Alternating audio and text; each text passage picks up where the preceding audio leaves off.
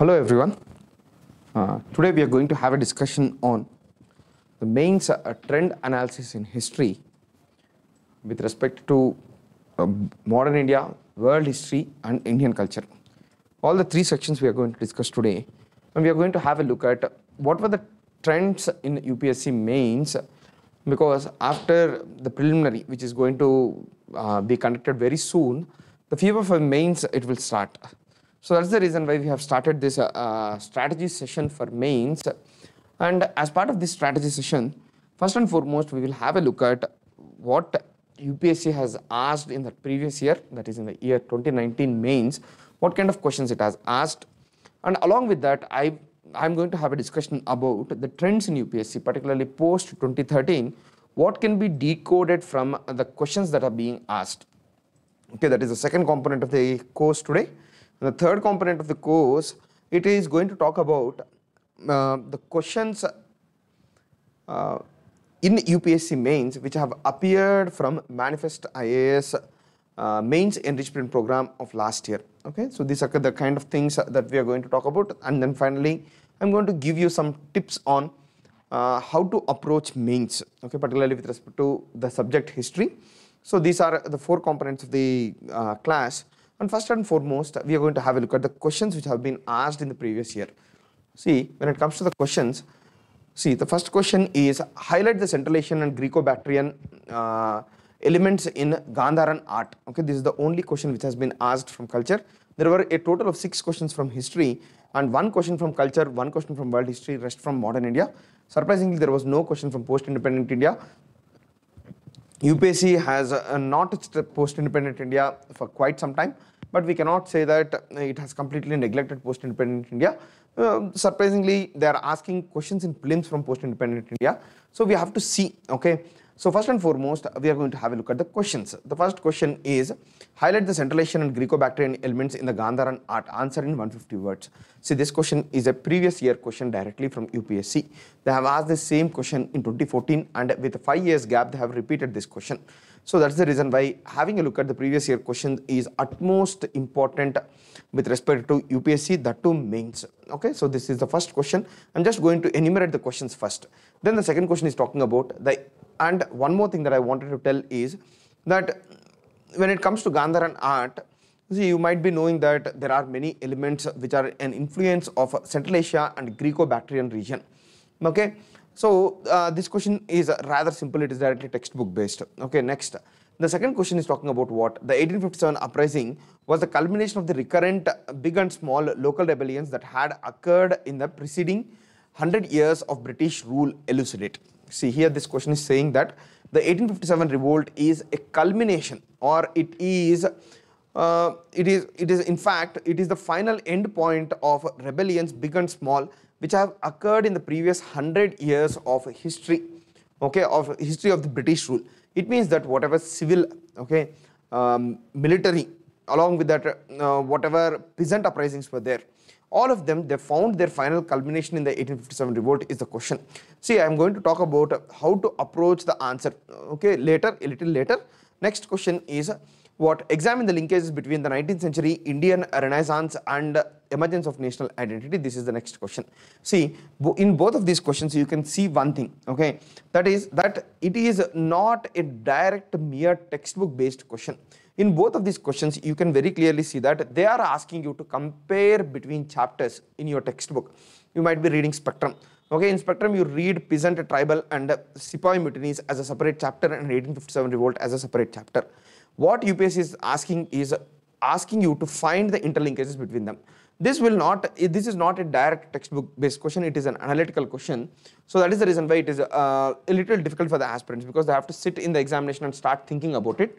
So it is a little difficult for the aspirants. Next, the same thing with this question too. It is asking that how did Indian Renaissance, it lay the foundation for the formation of national identity is the question. It means that you have to show the linkages between socio-religious reform movements and rise of Indian nationalism. So this question is also not a textbook based question, it is definitely analytical. So these kind of questions, aspirants are facing a little bit of difficulty in answering these questions, because in a very short span of time, they have to process the entire information. entire information and organize it very properly and write as an answer. So this is a little difficult. Next, if you have a look at the next question, if you have a look at the next three questions, many voices had strengthened and enriched the nationalist movement during the Gandhian phase. Elaborate. Okay, this was the question. Many voices had strengthened and enriched the nationalist movement during the Gandhian phase. Elaborate. So this is the question.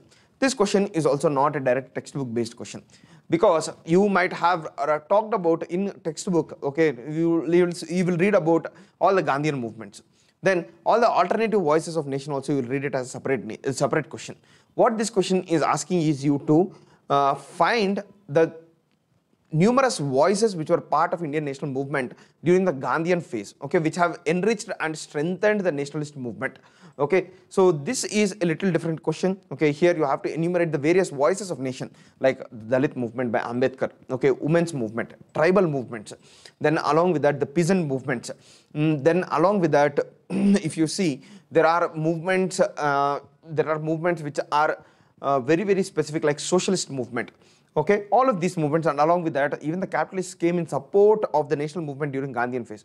All of these things you have to write as side headings, and this is also based on processing of information. It is not just okay, writing down the information which you directly read from textbook. Here also you need to process. Next question, assess the role of British imperial power in complicating the process of transfer of power during 1940s. Okay, see, during 1940s, the transfer of power phase, you see the coming and going of numerous commissions. Okay, then along with that there are claims and counterclaims. One is Congress is claiming that it represents the entire nation. Then in Muslim League you can see that there is an alternative voice. Okay, they were saying that they don't belong to India as a nation, they want a separate country for themselves. And here in these three voices, one is the British commissions, okay, second is Indian National Congress voice, and the third is the voice of Muslim League. In all of these things, okay, what is the British role exactly, and how did it complicate the process of transfer of power is the question. See, this question is also analytical. In textbook you don't find any side heading about the British contribution or the British complicating the process of transfer of power. You see or you read directly that there are various commissions, like Cripps mission is there, cabinet mission plan is there. Okay, so all of these plans you read in a discrete fashion, but here this question is asking you to find the thread, okay, that is underlying the British policy towards India across these commissions.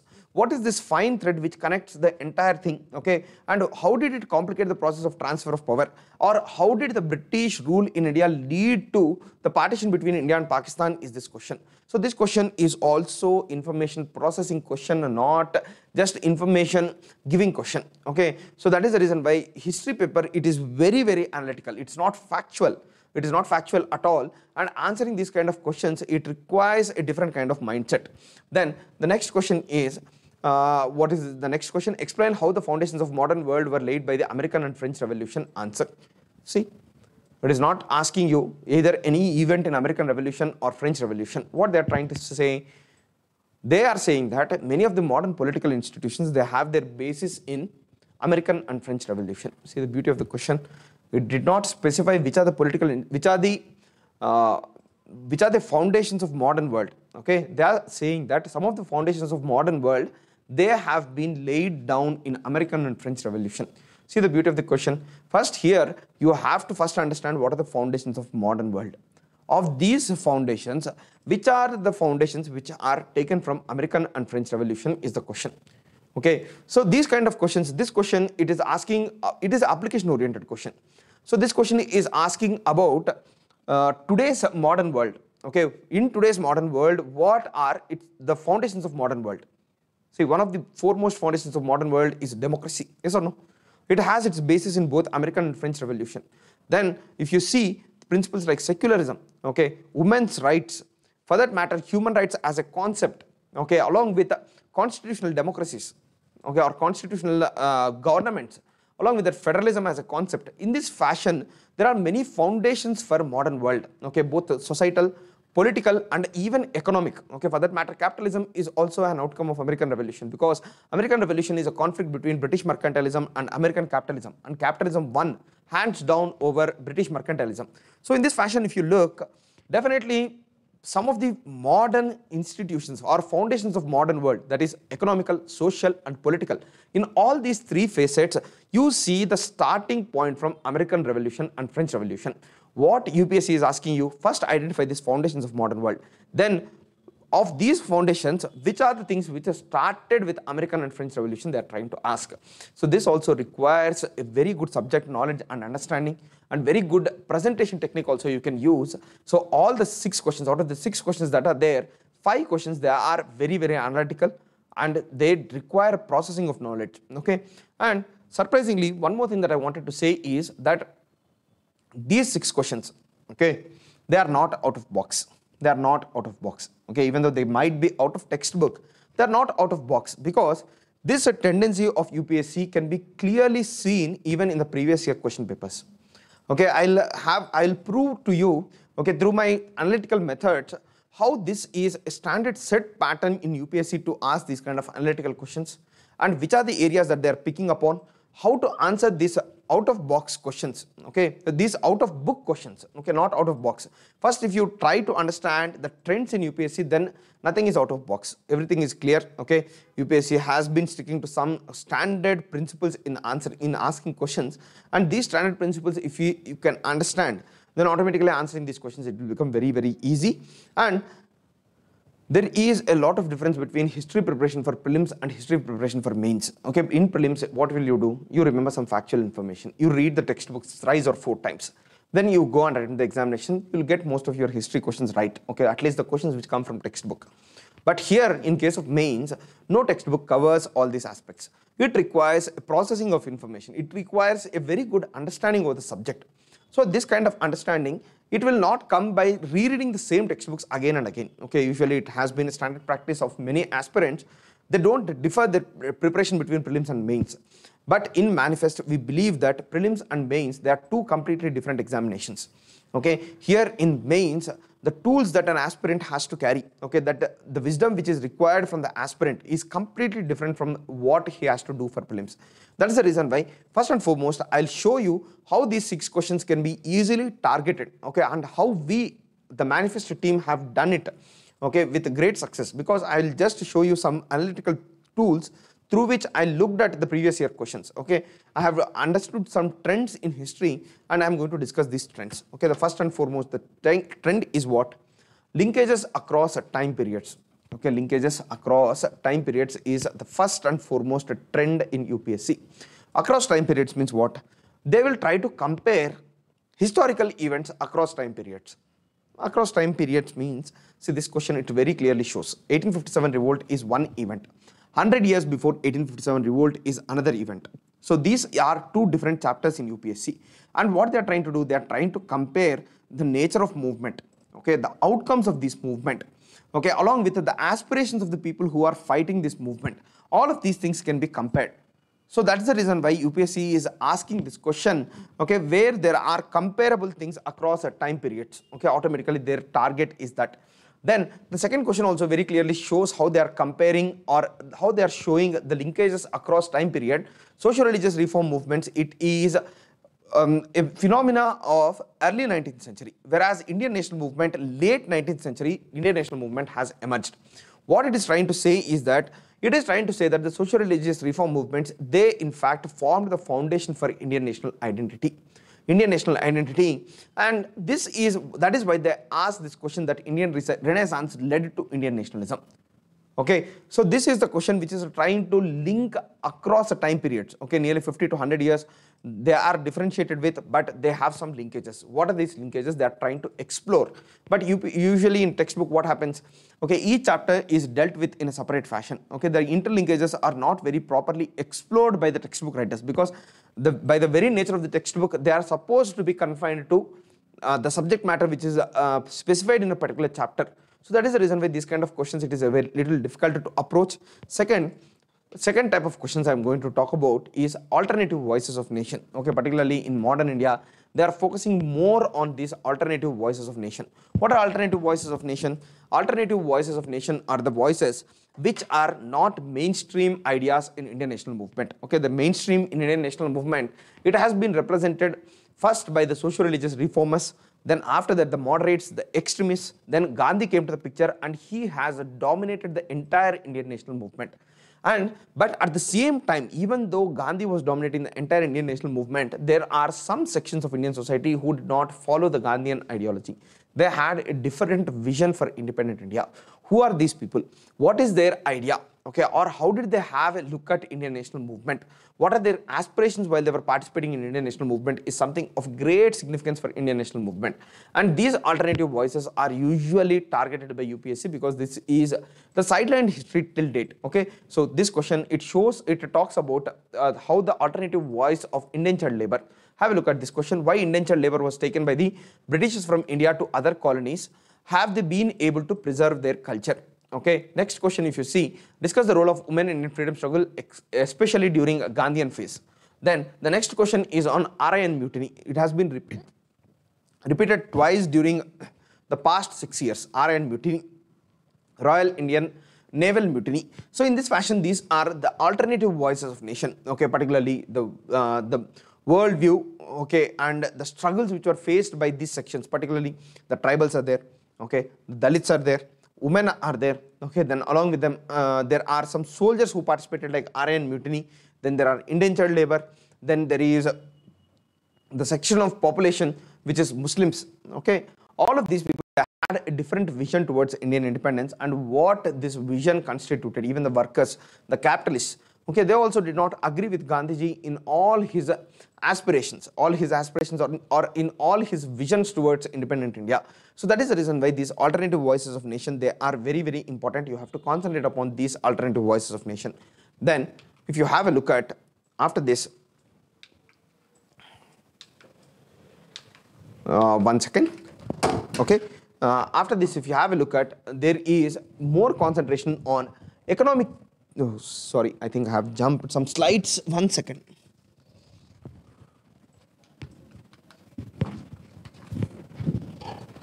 One second.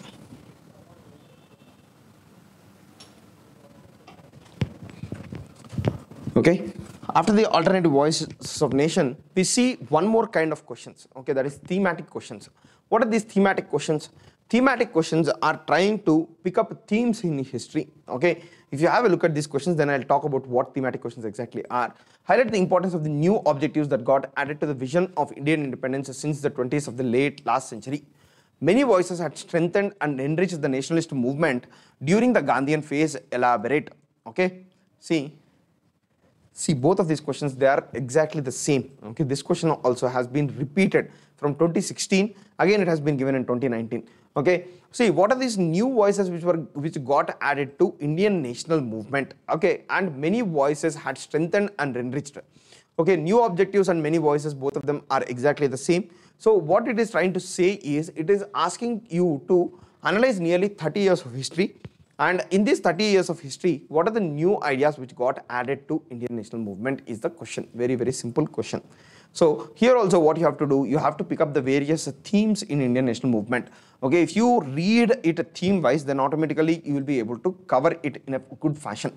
So in this format in UPSC, along with alternative voices of nation, along with comparison across chapters, across time periods, thematic questions is one more area which is very, very important. Thematic questions means there should be a theme in history. Okay, theme means there is a shift. There is a shift in history from one period to the other period, and during this period, what are the different themes or different stories which got added to Indian national movement? These kind of questions are also not standard textbook based questions. They are also based on analysis of history, which is known as a thematic question. Then after this, there is one more kind of questions that are asked usually, that are linkages across disciplines. What they're trying to do across post-independent India, world history, okay, and modern India, they are trying to find some linkages. Okay, let's suppose this is the one of the question, that is new economic policy of 1921 of Lenin. It had influenced post-independent Indian economic planning. Okay, new economic policy of Lenin 1921 mixed economic model. Okay, that is the idea which has been picked up by Indian nationalist leaders during post-independent India and adapted more or less in a similar fashion. Okay, so these kind of questions, they are trying to compare world history event with Indian history event. Then industrial revolution first occurred in England. What are its social implications and how does it compare with that of India at the present? Okay, one event which occurred in England between 1760 to 1840, that is the Industrial Revolution. Then what is the condition or the social outcomes of this Industrial Revolution, and how can it be compared to India of modern times? Okay, this is the question. Here also this is a very comparative and very application oriented question.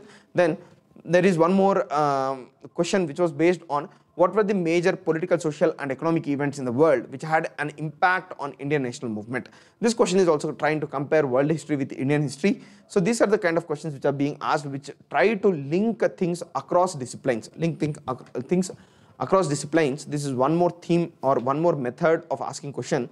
Then there are questions which are application oriented questions. Application oriented questions ask you to use your imagination, okay, writing capacities or skills.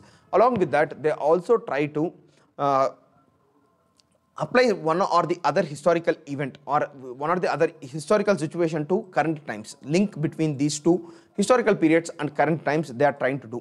So first and foremost, we see this question: how different would have been the achievement of Indian independence without Mahatma Gandhi? Discuss. Okay, this question is a rather interesting question. Okay, forget about Gandhiji. Okay, earlier we were saying that Gandhi was the maker of modern India. Okay, now what UPSC is saying? UPSC is saying that no, forget about Gandhiji. If not for Gandhiji, how would Indian national movement look like? So this question was very, very famous. In fact, it was asked in 2014 and it has actually intrigued many aspirants, okay, who are attempting UPSC at that point of time. But this question, if you understand it very properly, okay, it is a question of comparison between Indian history and world history. Okay, this answer, okay, it was supposed to be a comparative analysis. Okay, it is not just asking for your imagination, but it is asking for comparison. Okay, compare Indian national movement, okay, which has Gandhi at its head, with the national movements of other nations which are having similar circumstances but did not have a person like Gandhiji at the helm. So this is the kind of question. Okay, let's take the case of how different would have been the achievement of Indian independence without Mahatma Gandhi. Discuss. Okay, that was the question, right? So we can compare it with many third world countries which became independent along with India. Okay, if you see the case of Vietnam, it became communist. Without a person like Gandhiji, it turned communist.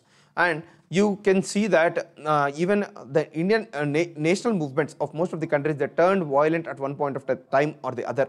Let's take the case of China. Okay, with the leadership of Mao, they have turned violent, but because of Gandhiji, Indian national movement remained largely neutral, or it became not neutral, it became non-violent. So in this fashion, and along with that, you can give many other examples, okay, by comparing world history events with Indian history events. So that is the nature of this question. Then explain how the foundation of modern world were laid by the American and French Revolution. We have talked about this question. First, we have to deduce the foundations of modern world. Then, which are of these foundations which are triggered by American Revolution and French Revolution, we have to understand and then write this answer. So these are application-oriented questions which are being asked. Then the next one is what? Next type of questions that are comparison of personalities. There were two questions in fact between 2013 to 2014, 2019. Gandhi and Subhash Chandra Bose comparative question one was there. Gandhi and Ambedkar comparison questions were there. So in these comparison questions, usually you might have read Gandhi and Ambedkar separately, Gandhi and Subhash Chandra Bose separately, but you need not compare these personalities at any point of time. Okay, so but here in these comparative questions, usually the problem with the aspirants is that they get confused on what to compare. But here, these kind of questions, they require a proper template for you, okay, wherein you compare these personalities according to their political, social and economic ideology, okay, according to their methods of struggle, okay, according to their personality traits you can compare, okay, their outlook on some elements like village India, their outlook on the British rule in India, what are the methods for resistance against British rule. In all these aspects, okay, you can compare these personalities, political, economic, social ideology, because every leader in Indian national movement had a different vision for India. Okay, their visions, they didn't match. So what you have to do is you have to compare these personalities according to their vision, political, social, economic, their methods of struggle, their outlook towards British. In these aspects, you have to compare these personalities. There is a proper template for these answers. So this is one more kind of question which is being asked. Then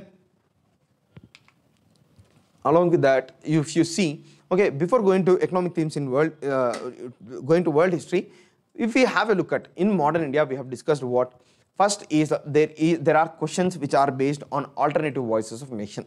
Then there are questions which are based on interlinkages across time periods. Then there are questions which are linking across disciplines. There are questions which are comparing personalities, okay, which are comparing personalities. There are questions which are application oriented. For all these 5 types of questions, mere reading of textbook, it is not sufficient. Okay, there should be a different method in order to approach UPSC. See, in these 5 disciplines that I have talked about, most of the questions which are being asked, they can fit in very properly. So, and there are these themes that I have given. They also give directions for all future questions of UPSC too. They are not just about the analysis of the previous year questions, because time and again we have pointed out it again and again that UPSC speaks only through its syllabus and its papers.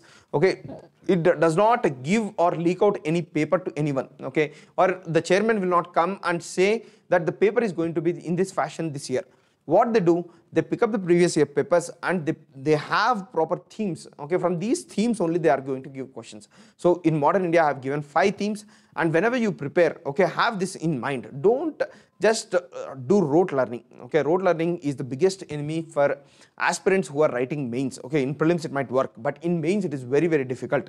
So then if we move to world history, okay, I'll speak more about these things a little later. If we have a look at world history, in world history also, there are some specific themes. One is that economic themes in world history, they are very, very important. Most of the questions they are coming from in world history too. Economic themes are most important. Whenever you are reading world history, you concentrate upon the economic themes. First and foremost, we saw the questions like industrial revolution in Japan and England. Okay, then what policy instruments were deployed to contain the Great Economic Depression of 1929 is one more question. There was a question on American Revolution, whether it is an economic revolt against British mercantilism. Okay, this was one more question, economic revolt against British mercantilism. See, there were very few questions. In fact, not more than some 12 to 13 questions of world history. And of these, nearly 4 questions, they are directly from economic themes. It means that nearly 35% or 40% of the paper, it is having only economic themes as questions. So for whenever you pick up world history, based on your time that is there, pick up the economic themes, concentrate more upon them. You do a little bit of research, so automatically you'll have more attachment towards the said economic theme. And if the question appears, automatically your answer will be better than the next person. So concentrate upon economic themes in world history, because most of the questions, they are appearing from economic themes. And the second aspect is colonization and decolonization. This is also very important. But here, UPSC has time and again, it has surprised the aspirants, okay, because colonization and decolonization, they did not ask about the theories of colonization and decolonization. What they said, they asked world history themes, particularly colonization and decolonization, which are very, very remote from mainstream history. Okay, they are not covered in any standard textbook. For example, the anti-colonial struggle in West Africa was led by the middle class, by the new elite of Western educated Africans. Okay, that is what they are saying. Okay, if anyone asks very correctly, even people will be confused whether Indian national movement was led only by the middle class elite or not. Okay, forget about West Africa. Okay, and the second thing problem that is there is most of the aspirants, they don't know the countries which are present in West Africa. So they have asked very, very remote decolonization question. Then the second question is whatever the problems which were germane to the process of decolonization in Africa is the second question. When it comes to this process of decolonization in Africa, what are the problems which were germane to the process of decolonization in Malayan Peninsula? This slide is a little off mark. Okay, it is Malayan Peninsula that they have asked. When it comes to the Malayan Peninsula, no one knows about Malayan Peninsula history. Okay, it is very, very difficult question, and for these kind of questions, you need to have a standard template for the answer. Okay, standard template for the answer rather than struggling with each and every country. Okay, you need to just have a box which contains the leadership names of most of the countries and their decolonization. Okay, then after that, you need to have some set standard points like in every decolonization, more or less, there is a role of middle classes, there is a role of masses, violent movement is there, non-violent movement is there. Okay, in most of the cases it is the same. Then there is a role of world wars. Okay, then along with that, there is role of UN in decolonization, there is a role of Great Economic Depression. Okay, in this fashion, you have some particular themes which you have to show in your answer. whatever information that you know, let's suppose if you know some of the leadership's names in Malayan Peninsula, just first paragraph will suffice. Okay, after that the themes they remain the same for all decolonization processes. Okay, and colonization and decolonization, it is also very, very important. Scramble for Africa, they have asked. Okay, these kind of interesting events in history they have concentrated upon. So colonization and decolonization along with the economic themes, if you are perfect with them, nearly 60 to 65% of your preparation for world history is done. So you have a proper plan for preparing for world history. Okay, then when you move to cultural history, in cultural history what did they do? They have concentrated upon meta narratives in history. Okay, they did not concentrate upon one narrative or one event in history. In cultural history, what they did is they concentrated upon the meta narratives. Meta narratives means bigger themes in history. See, when it comes to the bigger themes, the first question, it clearly shows that they are trying to compare Indian civilization with Egyptian and Greek civilization, or Mesopotamian and Greece civilization. See, here in this question, you need not know anything about these civilizations. Just you have to know that there is a break in all these civilizations. Okay, there is a particular break. But in Indian civilization, there is a continuity from Indus Valley's time to today. Okay, nearly for 4,000 years, there is a proper continuity. That is the reason why you have to concentrate upon this continuity in Indian civilization, which is a meta-narrative. Okay, meta-narrative means it is across a time period, this continuity you can show. Across time period, you can show this continuity. And there are many meta-narratives in Indian culture, like unity in diversity is one more meta-narrative. Composite culture of India is one more meta-narrative. In this fashion, if you pick up the meta-narratives and prepare a proper answer for that, then only you will be able to write the answer for these questions. Okay, in examination, what you will, at best, you will be able to beat around the bush. Okay, you will not be able to write a proper answer. If you don't know that in history there are many meta-narratives, and these meta-narratives they have to be concentrated upon. Next, Sufi and medieval saints failed to modify either religious ideas and practices or the outward structure of Hindu or Muslim societies to any appreciable extent. See, the Bhakti and Sufi movement, it actually lasted for nearly 400 years. So it is also a meta-narrative in history. And this Bhakti and Sufi movement, what they are saying, they did not change the religion or the social structure of either the Hindu or Muslim society. They are criticizing both Bhakti and Sufi movements. So in this meta-narrative also you have to give proper examples like Kabir, Guru Nanak is there. Okay, these Chaitanya Mahaprabhu is there, Ramanujacharya is there, and among Sufi saints Nizamuddin Auliya is there.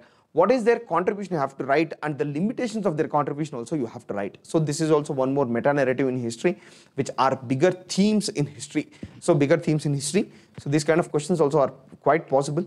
Then if you have a look at, then there is one more theme, okay, wherein they concentrate upon the classical art traditions in India. Classical art traditions, okay, there are a few classical art traditions. It means that classical means it is something which is the best manifestation of a particular art form. Okay, that is one thing. And the second thing is it becomes an inspiration for all future art forms. That is what classical art means. Okay, and when it comes to classical art, there are a few classical arts in ancient India. In ancient India and medieval India also there are a few classical arts, and of these classical arts they have asked a question on Gupta numismatics. Okay, it was unexpected. See, this is a question which links economic history of India with Indian culture. Okay, it's not a culture-based question, not a merely culture-based question. It links economic history with the classical art tradition. Okay, that is Gupta numismatics. These kind of questions are quite possible.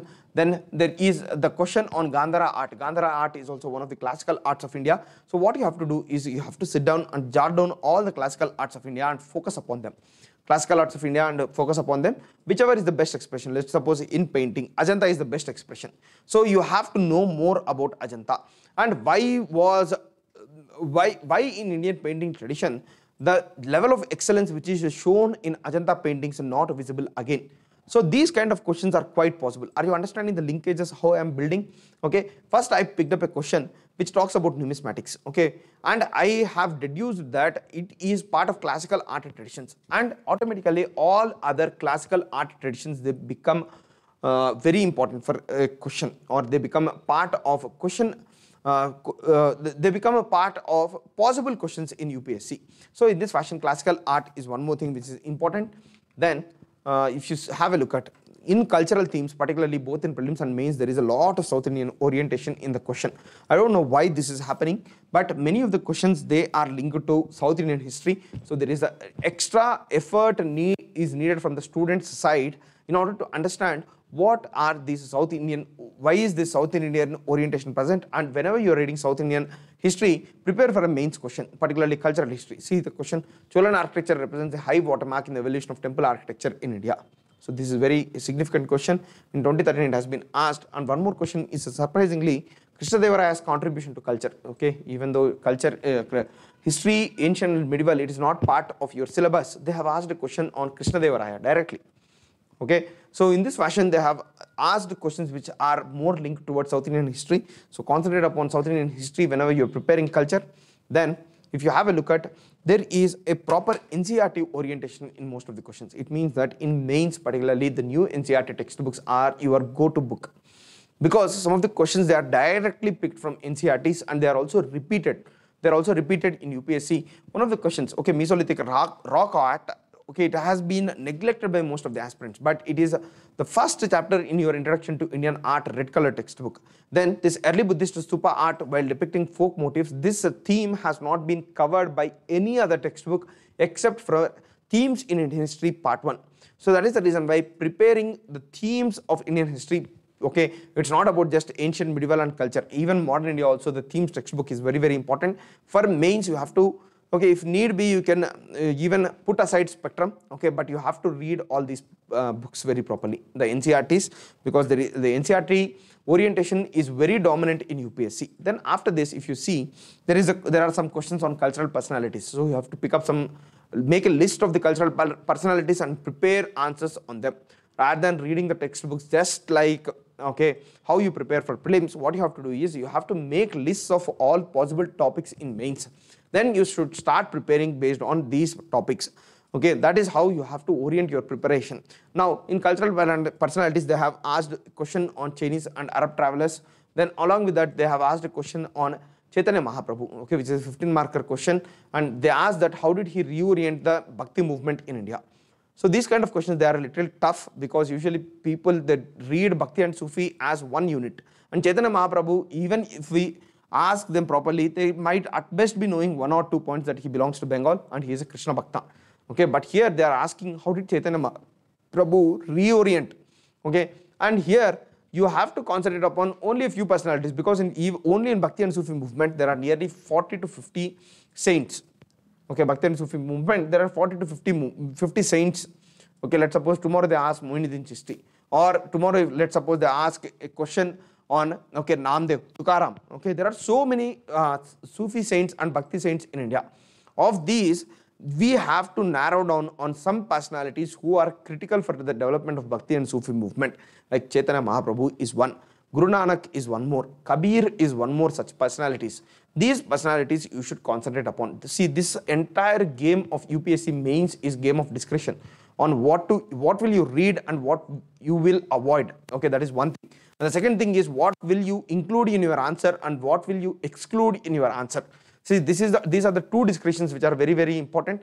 And here this cultural personalities, it is, okay, its theme is a little different.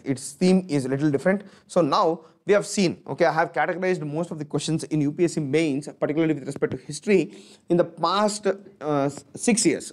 And I have segregated them into various sections, okay, and according to these sections, okay, if you have a look at the history from the perspective of these sections, then automatically you can find some linkages, okay, across disciplines, or some linkages with respect to some important areas, you will find some linkages. So with this perspective in your mind, you have to prepare for the examination. Don't have a textbook based approach. Okay, start thinking in terms of UPSC previous year questions, okay, then deduce your own points, then try to prepare on those points, and if the question comes, then you will be lucky. Okay, that is how you have to prepare. Mere rereading of the same textbook again and again, it is not going to work. Now, if you have a look at, see, these are the manifest claims. Okay, last year out of the 6 questions that were there, nearly 5 questions that directly came from either our quality improvement class that we do, or from our mains test series. Okay, I have shown the clear proof of how these questions have been asked. See, many voices had strengthened and enriched the nationalist movement during the Gandhian phase is the question, right? If you have a look at this slide, okay, I'll just read out the question in my slide. Okay, while political independence was the goal of Indian national movement in India, the ideology animating the freedom struggle refused to be confined merely to politics. Okay, comment is the question. So this question is asking you, even though political independence is the aim of the Indian national movement, the ideology animating the freedom struggle refused to be confined merely to politics. So this question is also asking about the many voices which have enriched and strengthened the nationalist movement. Exactly same question, different words. Okay, so this is how I have asked a thematic question which has been again asked by UPSC. So this is one thing, and the second thing is there is one more question. Okay, I'll show you from our textbook. Okay, examine the linkages between 19th century's Indian Renaissance and emergence of national identity is the question, right? Okay, can I get the slide enlarged? Okay, if we can. Indian Renaissance and the emergence of national identity is the question. If you have a look at the question of Manifest IAS, okay, the question goes this way. Yes, I am able to see it now. I think you also will be able to look at it. Reform is look to the future to create an India based upon the ideas of progress and development, whereas revivalists look to the past to create an India based on moral and religious revival. So this question is giving a statement on both the reformists and revivalists. It is saying that the reformists look to the future, okay, for development, whereas the revivalists they look to the past. Examine the statement and elaborate on their impact on the national movement. See, this question is essentially asking the link between Indian nationalism and socio-religious reform movements. Okay, even though the question first initially talks about the comparison between reformers and revivalists, how they had a different vision towards India, okay, and at the same time the second part of the question, it is asking how did this movement form the basis for the emergence of Indian national movement. For both these questions I have given proper diagrams also in the class. Okay, for example, for this question I have given a diagram in the format of, okay, wherein you see, okay, this is, one second, I'll show you the diagram. Okay, I have given a diagram in terms of revivalists, okay, and reformists. Both of them, they came from socio-religious reforms, right? The revivalists, they formed the basis for extremists, whereas the reformers, they formed the basis for the moderates. Okay, and you see that the extremist and moderate ideology, it got culminated in Gandhiji. Okay, so this is how Indian national identity, it emerged from the socio-religious reform movements and found its culmination in Gandhiji. I have given one more diagram also for this question. Okay, in my class itself I have given, wherein I first wrote that here it is a socio-religious reform. It will lead to social reform. Social reform will lead to economic development. Economic development will lead to national revival. National revival will lead to independence to the nation. This is how the socio-religious reform movements have formed the basis for the later day emergence of Indian national movement. So these are the kind of diagrams I have given in class itself, and these can be directly replicated in the examination. See here, this question also is asking you to do the same thing that UPSC has asked. How did national identity, okay, and Indian Renaissance are linked? Okay, this is the question. So these are the thematic diagrams that I have given in class, okay, for the question that has been asked here, and both of these diagrams, they are very apt for this question. Okay, in this format you have to try with new approaches towards answer writing. Okay, and this is one more question, and along with that, if I'll show you one more thing. Okay, see, this has been one more question from the classroom. Okay, foundation of modern world has been laid by the American and French Revolution. I'll show you the question. Okay, if you, one second. Okay, I'll read the question which is there. The question goes this way: French Revolution, by bringing the middle class and common man to the political arena, has a set of forces which determine the nature of many political institutions that we live under. Discuss. Did the Indian national movement have a similar impact on masses and our constitution? Explain with examples. See the question. It is trying to compare. Okay, it is trying to compare French Revolution by bringing the middle classes and common man into the political arena has a set of forces which determine the nature of many political institutions that we live under today. This is the exact question that UPSC asked. It just added American Revolution along with it. But in my question, I tried to compare, bring about the French Revolution's impact on modern political institutions, and I also asked you to compare what kind of impact that Indian national movement had on the Indian masses and Indian constitution. So this is one question that I have asked. So wherein it compares independent Indian history with French Revolution's history, and both the places I tried to apply the modern political institutions to these two movements. So in this fashion, this is one more question which has been asked directly from my question papers, then or our question papers. Then after that, you see the question on 1857 revolt, right? How did 1857, this is the QIP class notes of one of our students, and the 1857 revolt, it very clearly shows here. Okay, I have asked you in 1857 revolt, I gave some dimensions. Okay, I have asked students to take forward these dimensions and prepare according to them. Okay, so first question is the debate on the nature of the movement. Okay, that is the first question. Then the second question is, or the second dimension that has been given is what? Or which are the, what is the consequence of the 1857 revolt is the second dimension that I have given. And when it comes to the third dimension, it is very clearly showing that it is asking the link with the civil and military movements which are prior to 1857 revolt. Okay, what I'm trying to do here is that through my QAP class, I tried to explore the dimensions which are present in each chapter. In 1857 revolt particularly, I have given three dimensions. One dimension is what is the nature of 1857 revolt? Okay, there are many natures of 1857 revolt. One called it conservative, one called it Muslim conspiracy, the other called it first national independence movement, others call it feudal revolt. That is the nature of the 1857 revolt. The second question that I asked is what kind of changes are brought about by the British post 1857 revolt is one more possible question. The third possible question is what? The link between the civil and military rebellions of the previous century with 1857 revolt. Okay, that has been the question in UPSC. So in this format, nearly 4 questions, and in here at Manifest, we are discussing very thoroughly all the previous year questions in UPSC. So the question on Central Asian impact on Gandhara art was also very, very clearly discussed in our classroom program. So that question also has been claimed by me as part of Manifest's prediction of this year's paper. So out of 6 questions, nearly 5 questions have been predicted directly by me. Then I have also pointed out to the students that the transition period or the transfer of power period is very, very important. But unfortunately, I did not expect them to ask the role of the Britishers in complicating the transfer of power. Okay, but it's fine. Okay, nearly we have predicted 5 questions out of the 6 questions in UPSC. So this has been our method. And one more thing is when the mains program of ours start, okay, we have a peculiar model. Okay, we have a peculiar model for this classroom program. Okay, particularly the test series that we are going to conduct. What we do is that we will first do an thorough analysis of the previous year question paper. Okay, just like the one that I have done now. Okay, for most of our subjects we do the same way. Then after analyzing the previous year questions, what we'll do is we will bring out the trends in UPSC. Okay, we will catch some particular methods through which UPSC has been asking questions.